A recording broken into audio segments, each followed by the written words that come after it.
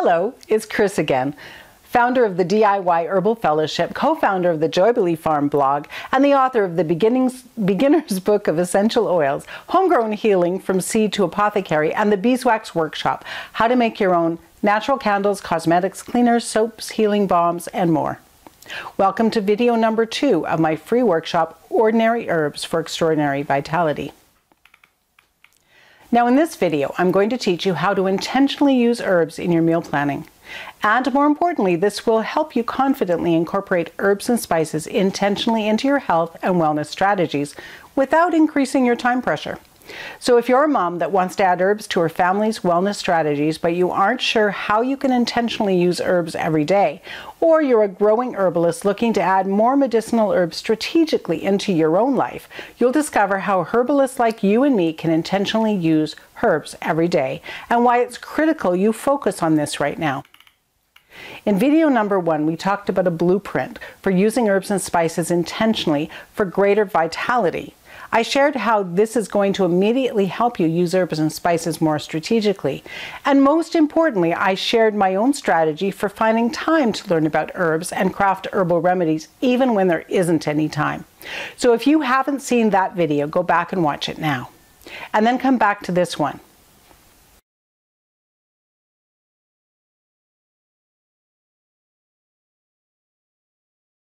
Today, I'm going to build on what we discussed by sharing the number one thing you must master if you want to use herbs and spices strategically every day. Think of this as your first step toward making this happen. This is an entirely new way to think about herbal studies, so you'll want to pay close attention. Today I'm going to build on what we've discussed by sharing the number one thing you must master if you want to use herbs and spices strategically every day. Think of this as your first step toward making this happen. This is an entirely new way to think about herbal studies, so you'll want to pay close attention. I'm also going to share how to get your family members on board using herbs for wellness.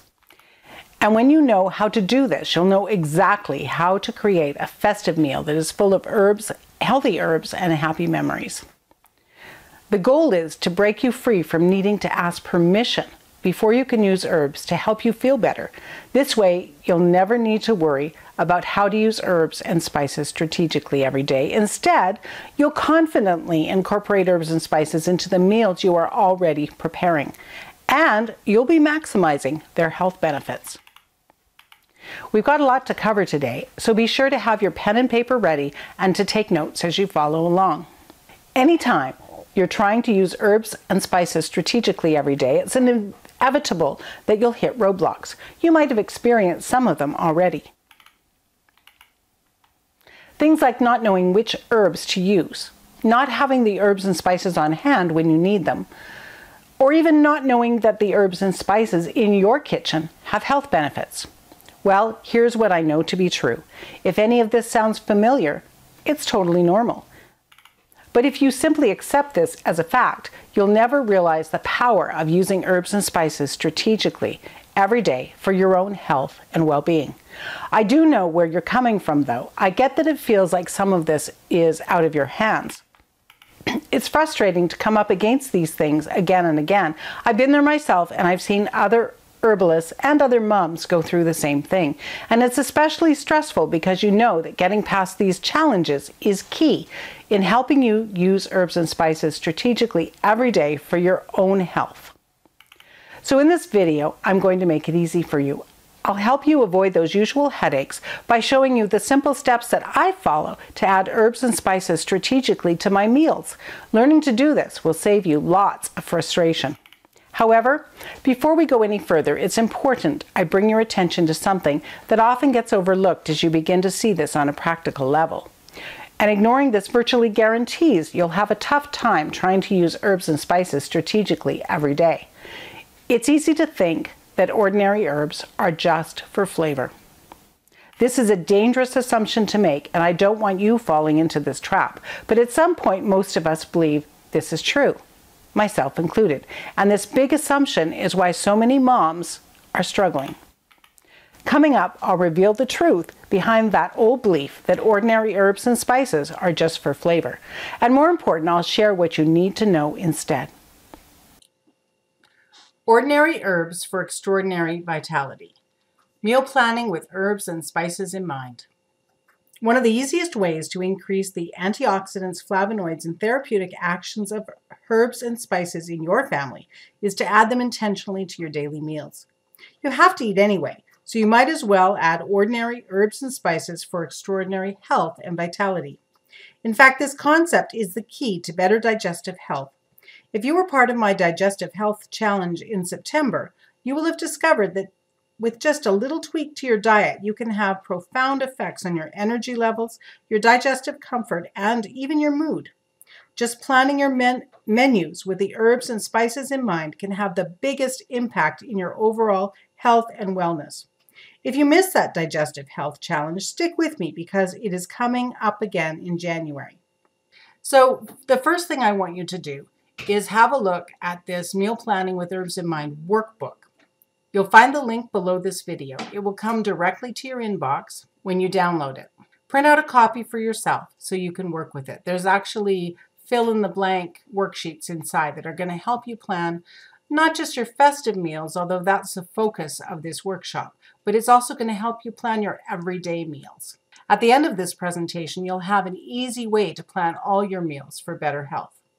So first of all, let's talk about some of the health benefits of using more herbs and spices. Things like antioxidants, flavonoids, aromatic compounds, that's like, the cinnamon and cayenne pepper and the things that are scented, somewhat like essential oils, and the digestive benefits. And let's not forget the antimicrobial, antifungal activity of herbs and spices. In the ancient times, herbs and spices were used to preserve meat and fruits and vegetables. So as long as your spices are fresh, they have some very powerful antimicrobial and antifungal functions. And they help in your body too. And herbs and spices are actually biologically active. And what we mean by that is that it has a biological effect on the body. But I know there are objections to spicy food and even just adding more spices to food in general. I understand the whole pepper on the eggs thing really well. The first time I put pepper on my husband's eggs was on our honeymoon. It might have even been the day after the wedding. That almost led to a divorce. We still talk about it after 36 years of marriage. But he does sometimes eat pepper now. Now I can hear the protests already. My children don't like spicy food. My husband likes his food plain. That's too spicy. I don't like onions. I can't eat hot foods. Spicy foods give me indigestion. But the reality is that we get accustomed to the food we eat every day. Just like over time, my husband started to use a little pepper now and then. If you grow up eating mildly spicy foods, you associate the warmth with the happy memories of home and those feelings of safety and satiety. When you grow up with cooler spices like mint, thyme, and lovage, you associate those spices with happy memories, home, and feelings of safety.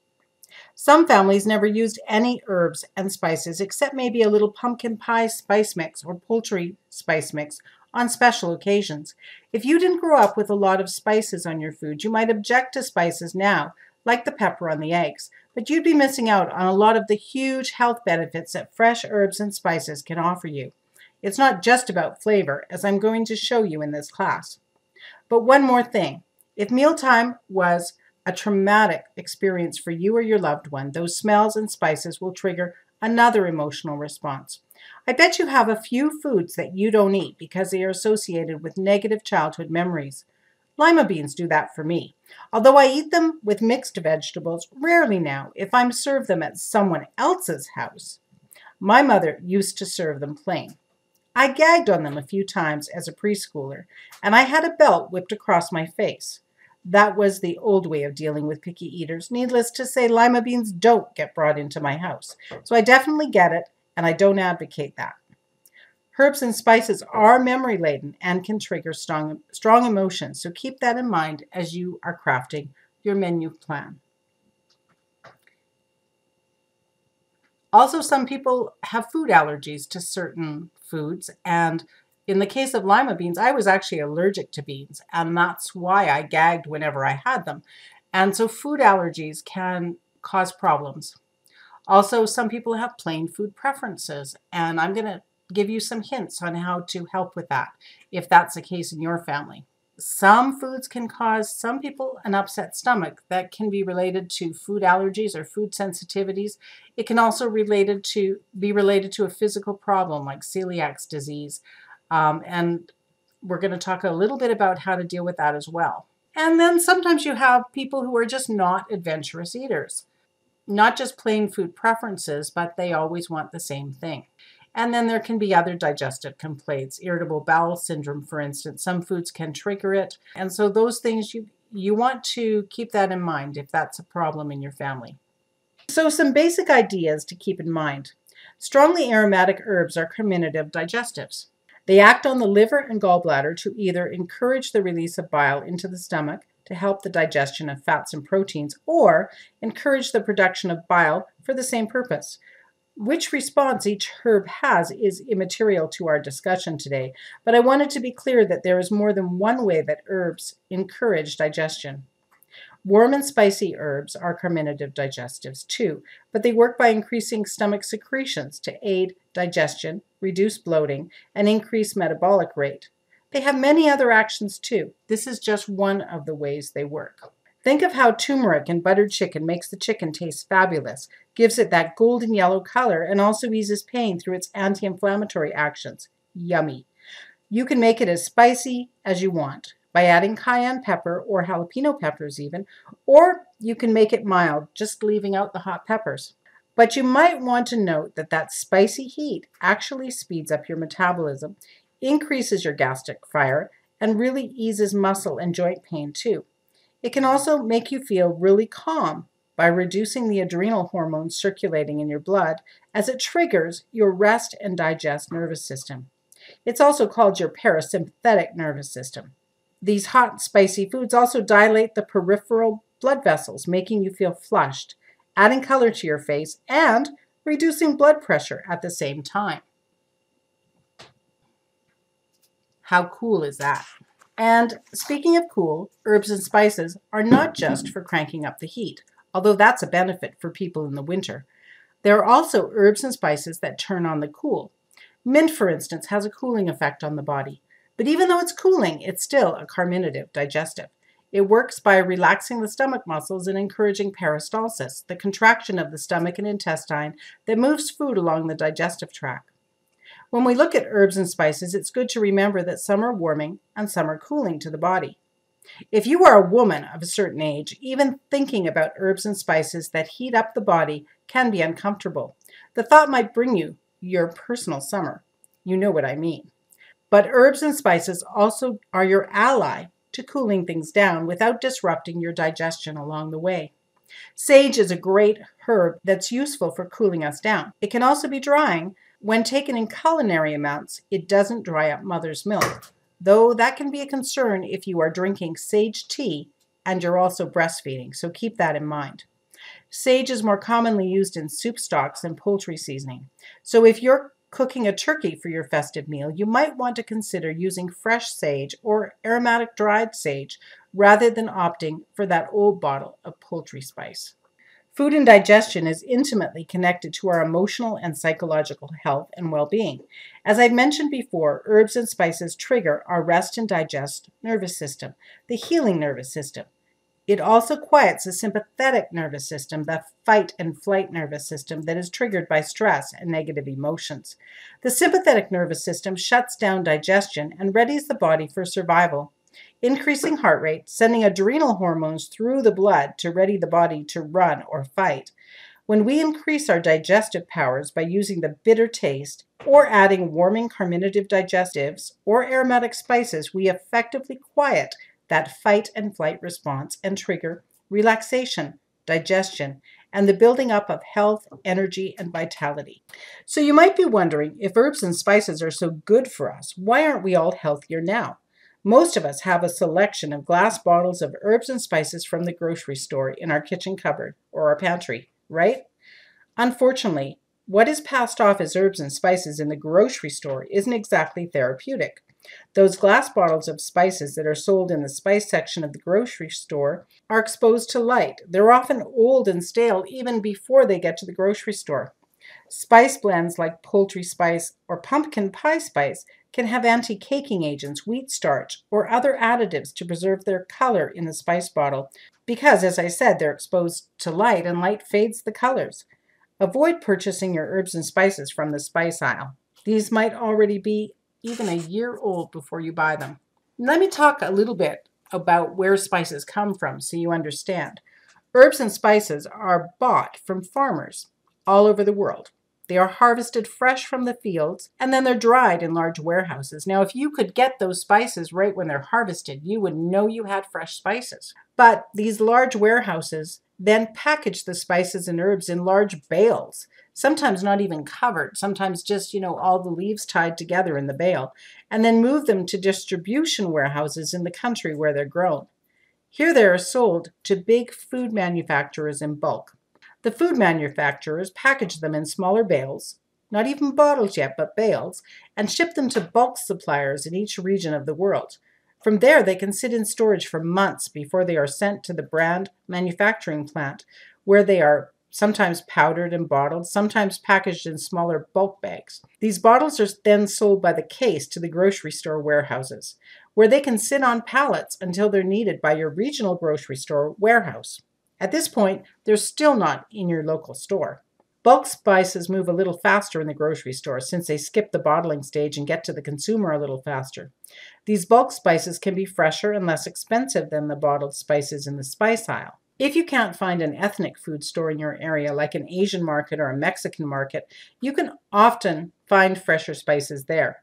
The fresher the spice, the more therapeutic value and the more active constituents within the herbs. Plus, the flavor will be more vibrant. And where do the freshest spices come from? The way to find the freshest herbs and spices is, of course, to grow them organically yourself and harvest them from your own garden, or purchase them directly from an organic farmer. But it's not always possible to choose the freshest spices you can get because you can't always grow it yourself, and I understand that. Fresh herbs and spices have higher antioxidant values and more biologically active compounds that are beneficial for health. But if you can't do those things, you can't find a farmer, they're not growing in your region, well then try to find them the freshest way possible. Buy them in bulk, get them from an ethnic market. And how long do spices last? Powdered spices should be replaced every year, or if they stop smelling good. Whole spices should be replaced every 1 or 2 years. Now, if you take a whole spice like a bay leaf and you crush it, if it still smells aromatic, it's still good. And herb infusions like vinegar infusions or oil infusions, replace them when they smell off, oil if it smells rancid, or if they stop tasting good. Oil infusions and vinegar infusions usually last longer than whole spices or powdered spices. Now let's talk about those picky eaters. Food is a very intimate object. It goes in our mouth, through our bodies, into our cells. It's a wonder that the same people who have huge boundaries on what they will or will not eat have no problem eating junk food that people who they don't know prepare and serve. But I digress. Serving plain food according to a family member's preference, but serving attractive condiments that include the spices, herbs, and probiotics that your family needs is one way to circumnavigate the objections. So here's some ideas. Serve plain food with vibrant, attractive condiments. Finely chopped herb sprinkles like fresh chives, parsley, rosemary, and other fresh herbs can be served as herb sprinkles on the table. Serve them in a pretty dish with a fancy spoon on the table like a condiment. Include other condiments. Add fresh herbs as a garnish to plain food like chives and parsley on baked potatoes. Sprinkle them on top of yogurt dip or tzatziki with fresh garlic and cucumbers, or raw cranberry chutney with its active probiotics. Choose the condiments to fit the meal you serve, but try to include some fresh herbs, spice, or probiotic, or even a mildly bitter flavor to improve digestion. There is a direct correlation between good digestion, happy mood, increased sleep, and increased stamina and energy levels. And be patient, but consistent. Sometimes a dish needs to appear on the table over a few days before a less adventurous eater will try it. But once they see others enjoying the new flavors, they will eventually want some too. Don't ever force feed. Remember my lima bean story. In today's class, part 2, in our Ordinary Herbs for Extraordinary Vitality, we're going to put together a menu for a festive meal that you might use for Thanksgiving or any other time your family has a festive meal. But embedded in the DNA of this meal are herbs and spices for health and vitality, not just for flavor, and that's an important difference that I want you to note. So let's plan this festive dinner with herbal health in mind. Here's the bright lines that we're going to use. Keep your herbs and spices fresh. Bring all the flavors: sour, bitter, sweet, salty, savory, spicy, and astringent. Your festive meals should include herbs, spices, probiotics, sour flavors, and bitter flavors to bring the full health benefits to your family. Have at least one bitter flavor in the appetizers. And a little hint, the bitter flavor doesn't have to be super astringent to be effective.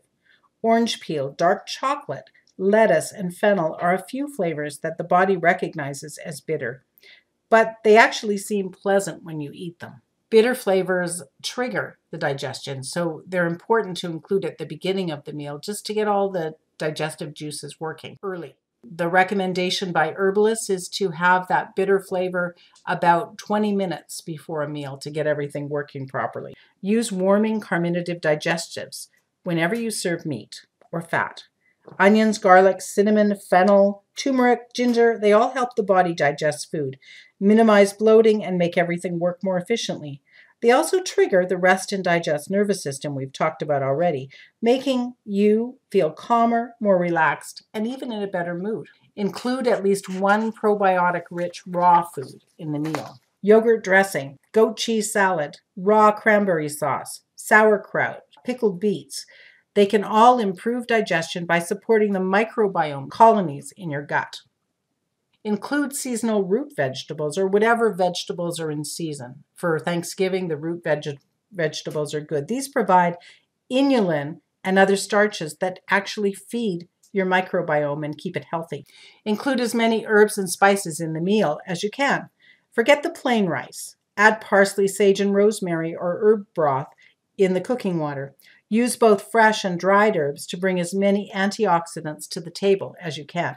Provide fresh chopped herb sprinkles at the table along with pepper and sea salt. Fresh herbs are rich in antioxidants and add vitamins and minerals as well as flavor that is not found in dried spice. You probably noticed that dried chives or dried parsley are not nearly as flavorful as fresh. Same with basil. That's why we often make pesto with basil and preserve it in oil rather than just freezing or drying basil, because basil is another one of those that loses its flavor quickly. Avoid any food that someone in your family has an allergy to, and definitely prevent cross-contamination. Cross-contamination is a serious problem today. If anyone in your family has an allergy, avoid that food in any of your menu planning. Allergies can be life-threatening. So now we're going to talk about planning the festive meal, and this is the fun part of our workshop. We're going to keep herbs and spices in the forefront, and I'm going to show you how this works. So pay close attention and take notes in your workbook. Let's start with appetizers. Now, appetizers are the place to stick in that bitter flavor we talked about. Appetizers prepare the stomach and the palate for a meal.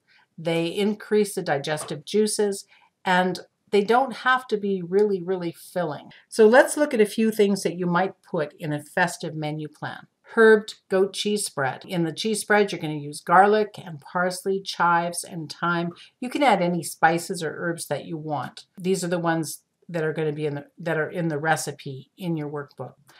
We're going to serve this goat cheese on herbed gluten-free crackers, and the crackers are going to have parsley, lovage, and thyme. We're also going to serve zucchini bites with parsley, celery, cayenne, black pepper, cumin, onions, and chives. And to go with the zucchini bites, we're going to serve a tzatziki dip, a cucumber yogurt dip, which is going to be rich in probiotics, a little bit of garlic, and a little bit of chives. So you see how that worked? It was really easy just to add those extra. If you have the fresh herbs, use them. If you don't, if all you have is dry, use what you have. but it's really easy to just add a little bit of extra herbs and spices to your menu.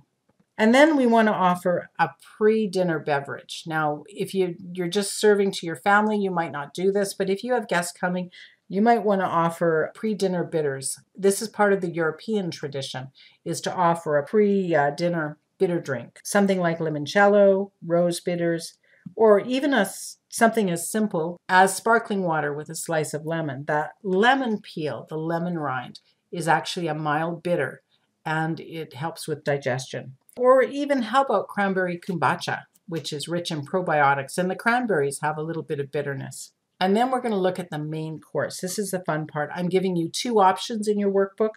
One is a very spicy butter chicken with cumin, turmeric, ginger, cayenne, onions, garlic, cinnamon. As you know, butter chicken is very simple to make. It's simply cream and tomatoes cooked together. I like using a can of coconut milk or coconut cream with mine because then I don't have to worry about the milk curdling when it touches the acidity of the tomatoes. And my tomatoes are home canned. Very easy to do. Just put the chicken and the tomatoes and the coconut milk in a pan. Add your spices, a little onions and garlic, cinnamon, cumin, turmeric, ginger, cayenne, and let it roast slowly for several hours. I'm going to serve it with lemon rice pilaf, which you use rice and usually broth, and then add to it some onions, garlic, lemon zest, parsley, dill, some kind of bitter, maybe just the lemon peel, and then black pepper. Cook it all together, and it is fabulous with the butter chicken.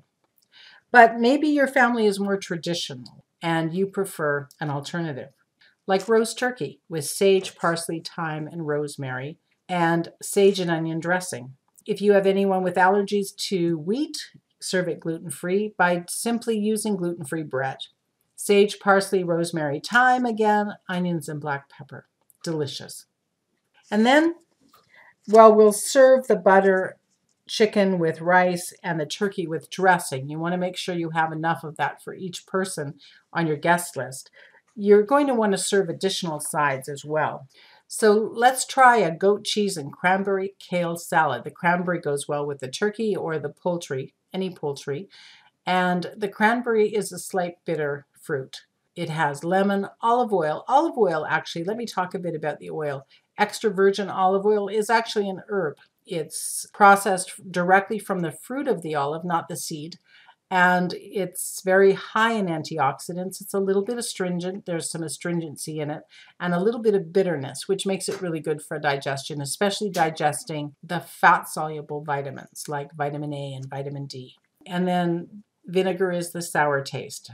As I mentioned earlier, we want to try and incorporate all the tastes into our festive meal. Roasted beets, carrots, parsnip, and garlic. We're going to add to it cinnamon, ginger, garlic, and onions. Roasting root vegetables really brings out the sugars in the root vegetables, which makes them very festive and delicious. How about mashed pumpkin and sweet potato casserole? We'll add the pumpkin pie type spices like cinnamon, nutmeg, and ginger. And additional sides. Grape salad with raw grapes. The peel of the grape is a slight bitterness, which is good for digestion. We'll use a yogurt dressing, which adds the probiotics, cinnamon, nutmeg, orange peel, for again, a little bit of bitters. Broccoli and apple salad, yogurt, cinnamon, lemon peel, lemon juice to keep the apples from turning brown, and nutmeg. And plus the yogurt again is adding a little bit of probiotics. A sweet kale salad, again, bitters from the kale, and then the probiotics from the yogurt or buttermilk dressing. Orange and poppy seed dressing has the bitters, the parsley, the garlic, and the ginger. And let's not forget the bitters from the oranges. And now, as I mentioned before, a great way to get herbs and spices onto the table, even if people prefer plain meals that aren't spiced, is by using condiments. So let's look at a few condiments that we might add to this meal. Now, I'm giving you a long list. I'm not expecting you to cook everything. These are just ideas to inspire you and to show you how you can add extra herbs and spices. And you'll notice that a lot of the spices that I'm adding, cinnamon, orange peel, nutmeg, they're spices that they're just repeated spices. You don't have to go out and buy a huge, 65 bottles of spices and herbs. Just a few spices that you use all the time consistently are all you need because the actions of the spices are overlapping. So let's try a little cinnamon, ginger, cardamom, and orange zest in an apple cranberry chutney. This goes great with the chutneys with butter chicken, and it also goes really nicely with turkey. Or how about a raw cranberry sauce? Now this one you're going to want to start about a week ahead of time because you're going to want to ferment the cranberries whole as raw whole cranberries, ferment them, and then you make the sauce.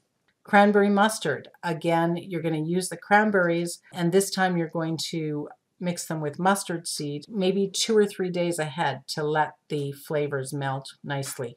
Also cranberry salsa, jalapenos, cilantro, garlic, onions, orange zest, black pepper, cranberries, garlic, lots of things you can add into a salsa to make it hot or cooling, whichever you prefer. Cranberries themselves are very cooling.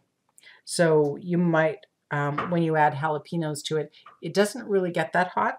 And again, let's get those probiotics in there. Raw fermented carrot and beet relish with ginger and probiotics. These ones you're going to want to start a week to 10 days ahead of time, ahead of your festive meal, so that the fermentation can happen and they can get all the flavors melded. And those fresh herb sprinkles. I can't say enough about fresh herb sprinkles. Most grocery stores now have fresh herb packets in their produce section, so they're pretty easy to find. Maybe buy a little bit of chives, some parsley, bunches of parsley, and then they have special scissors now called herb scissors that have several blades, 5 or 6 blades. They cut the herbs up really fast, and you just serve them on a table in a bowl. Now, dessert, the part of the meal all the kids wait for. Let's try a pumpkin cheesecake or apple pie or so many things that we can use ginger and cinnamon and cardamom with. Or ginger pizzelles. Ginger is really good to, and cinnamon are really good to end a meal with because they help immediately with digestion and with bloating and with those kinds of things that after a heavy meal, the bloating feeling and the real tiredness. Ginger helps with it. You know, even if all you want to do is go buy some ginger snaps from the store, keeping in mind anyone that might have a wheat allergy. It's a great way to end a festive dinner. Apple slices with dark chocolate dip. Now, and then the other thing that might help is mint, but I want to caution you about using mint after a heavy meal too close to bedtime, because one of the things that mint does, it's very cooling and it's very digestive and it can help with bloating and with nausea. But the other thing it does is that it relaxes the sphincter muscles, and so if you eat mint close to bedtime, it can actually cause gastric reflux because it relaxes the sphincter and can cause your stomach to back up into the throat and cause heartburn. So just something to keep in mind if you're going to serve this meal late at night and it's close to bedtime, avoid peppermint. And of course, we have to finish the meal with a nice beverage. So that could be something as simple as black coffee, which is a bitter, chamomile tea, which is also a bitter, but not that strong, but it is a bitter, and it's also a carminative digestive, so it helps with digestion. And it's very relaxing, or chai tea, which is another carminative digestive with cinnamon and fennel, ginger, cardamom, nutmeg, and black pepper. Now the big question, how much food do you need to make? And I have some rules here to help you. You should allow 1 pound of bone-in poultry per person, or 1/4 pound of boneless meat, or a 1/2 cup of non-meat protein like beans per person on your guest list. You should allow a 1/2 cup each of 2 cooked sides. Now this is 2 cooked sides besides the rice pilaf or besides the dressing. 2 additional cooked sides per person, plus 1 cup per person for each raw side. And you should allow 5 servings of total appetizer per person. So that would be a serving as like 1 cracker plus cheese spread, or 1 zucchini bite plus a 1/2 teaspoon of a dip, or 1 hors d'oeuvre. You should allow 1 tablespoon of total condiments per person. So 1 tablespoon is 3 teaspoons. So if you have 3 condiments on the table, you might allow 1 teaspoon of each one per person. You should allow 2 servings of dessert per person if it's a festive meal. So 1 serving is a slice of pie or 2 cookies or half of a whole fruit if you're doing like apples and dip. Allow 3 beverage servings over the entire meal per person. So a serving size would be 12 ounces of a non-alcoholic beverage. So that would be like sparkling water, 4 ounces of alcoholic beverage like wine, or if you're having hard alcohol, 1 ounce of alcohol plus the mixer per serving. 1 cup of tea or coffee with milk and sugar or honey. Now we're going to get down to the nitty-gritty meat and potatoes of this presentation. This is where we're going to help you decide what you need for your menu. So first of all, how many people are going to come to your festive dinner? Or how many people do you have for an everyday meal? You choose what you're planning. Write that into the blank. Now you're going to choose how much food to make. How many servings? 5 times the number of people. So you need to take the number of people, times it by 5. That's how many appetizer servings you're going to have. So for instance, if you've got 4 people coming, you're going to have 20 appetizer servings. What about pre-dinner beverages? How many servings? Well, you're going to have 1 pre-dinner beverage per person. So if you have 4 people coming, 4 drinks. That'd be 4 glasses of wine, 4 glasses of sparkling water. And now your main course, how many servings? You're going to have 1 serving times the number of people. So if you're having 4, then you only need 1 pound of boneless meat or 4 pounds to 5 pounds of bone-in meat for 4 people. So that would be like 1 large chicken or 1 very small turkey. If you're having 8 people, then you would have an 8-pound turkey, maybe 2 4-pound chickens, or only 2 pounds of boneless, skinless chicken breasts. How many sides? Well, besides the rice and stuffing, you should allow 2 sides for every 4 people. And then if you have an additional 4 people, you can add 1 more side for each additional 4 guests. So if you're only having 4 people for dinner, you should have your, let's say, butter chicken, rice pilaf, plus a salad, plus maybe root vegetables. That's all you need. If you have 8 people coming, just add 1 more side, like another salad or another cooked vegetable.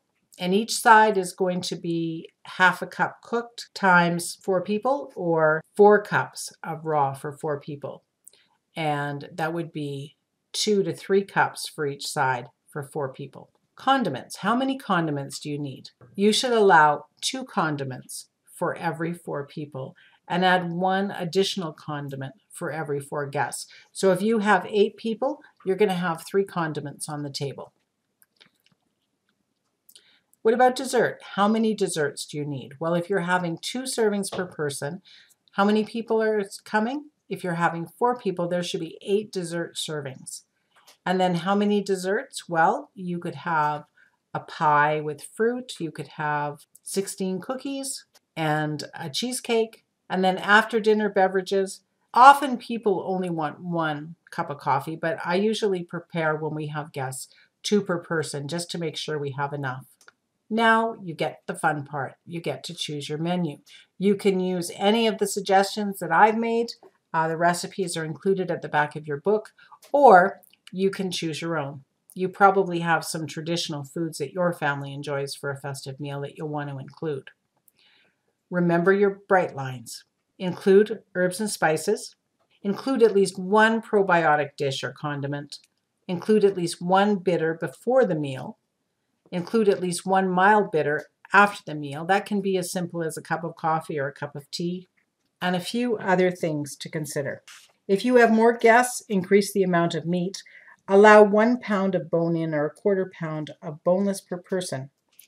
Rather than make bigger sides, simply add more sides to the meal, allowing for a half a cup of a cooked side and 1 cup of a raw side per guest. You'll notice that this menu is predominantly gluten-free. To make gluten-free stuffing, simply use gluten-free bread or cooked rice in the stuffing recipe in place of wheat bread. Many spice mixes like poultry spice, pumpkin pie spice, curry spice, and Tex-Mex spice contain wheat. So use individual spices in your cooking to avoid unknown allergens. Or even better, make your own spice mixes and keep them handy in the kitchen for scratch cooking convenience. If you have guests with allergies, you'll need to use a little more caution in your substitutions though.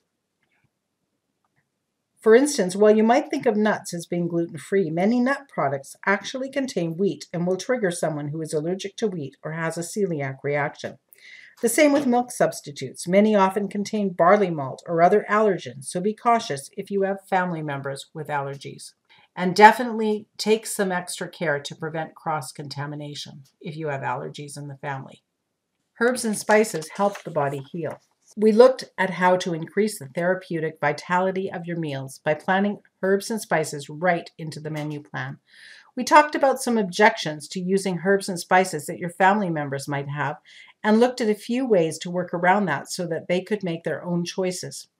I gave you a sample festive meal plan where we included herbs and spices so that you could see how to add them strategically when you plan your meal. We also worked together to plan your next festive meal, including figuring out how many dishes to cook and how many servings of each you will need based on your guest list. And we talked about the importance of adding spices and herbs daily to your own diet. There is a direct correlation between good digestion and happy mood, increased sleep, and increased stamina and energy levels. It begins with your meal planning and the food you serve your family. Conversely, tweaking your menus with herbs and spices in mind is the easiest way to improve your family's health and the atmosphere of joy and gratitude in your home. Anytime your rest and digest nervous system is at work, your body is healing itself. Let's do a quick review of what we covered today. First, we saw a whole new way to think about how to use herbs intentionally. You can use what you learned here today to immediately help you add herbs strategically into your meal planning. Plus, you found out how to get family members on board in using herbs for wellness. And you know how to create a festive meal that is full of healthy herbs and happy memories. A festive meal that won't leave you feeling bloated and overdosed on sugar at the end. It's been a jam-packed video, so I'm sure you'll review your notes and put this into action right away, especially in the coming weeks when you are planning festive meals. You might even want to use some of these recipes in your festive menus over the next few weeks as we move into the holiday season. Speaking of taking action, before we go today, leave me a comment right below this video. Tell me, what will life look like a year from now once you've applied all that you learned in the last two videos? Knowing how to add herbs strategically into your meal planning absolutely helps you confidently incorporate herbs and spices into the meals you're already preparing. It doesn't even take any more time to do it. What does that look like to you? Get clear about the impact it'll have on your lives, the lives of your family, and those around you. So let me know in the comments below, and if you found this video useful, please share it on Facebook, Twitter, or even simply share the link to this page with a friend. In the next video, I'm going to show you the entire blueprint so you can grow in your confidence in using herbs strategically for wellness. It builds on everything we talked about today, and most importantly, it outlines everything from how to intentionally create herbal remedies from scratch to identifying your personal herbal allies and incorporating them into your family's wellness strategies. I believe this is the most valuable training in the whole workshop. You'll walk away with so much clarity about how everything fits together, and you'll see the areas that are most important for you to look after right now. So if you're a mom that wants to add herbs to their family's wellness strategies, this will give you the exact track to run on to grow in your confidence in using herbs strategically to increase your health and vitality, and the health and vitality of your family. And if you're a growing herbalist, then you'll learn the specific steps you can take right now to amplify the momentum you already have. Plus, you'll identify a few things which are likely holding you back from identifying your personal herbal allies and incorporating them into your family's wellness strategies the way you want to. I'm even including a PDF download of the entire blueprint so you can print this out and use it as a roadmap to grow in your confidence in using herbs strategically for wellness. The next video is all about equipping you for long-term success and giving you the big picture strategy for making the progress you're after. But for now, I'll leave you with this. Just by learning what we covered today, you're one step closer to your ultimate goal. You want to confidently learn to use herbs to feel better, have more energy, and also to improve the health of your family, not just yourself. And you and I both know it's so much more than that, because it means you'll have more energy, increased vitality, a healthier tomorrow, so that you can enjoy your family longer. And that's what really matters. So take what you've learned here today and start putting it into practice. Maybe you're just in the beginning stages, or maybe you can apply it right away. The key thing is get moving. You'll want to take these small steps which will get you where you want to be. Next up, I'll share the blueprint which will help you confidently learn to use herbs to feel better and have more energy. I'm excited just knowing what a difference this will make in your life. I can't wait to see you in the next video.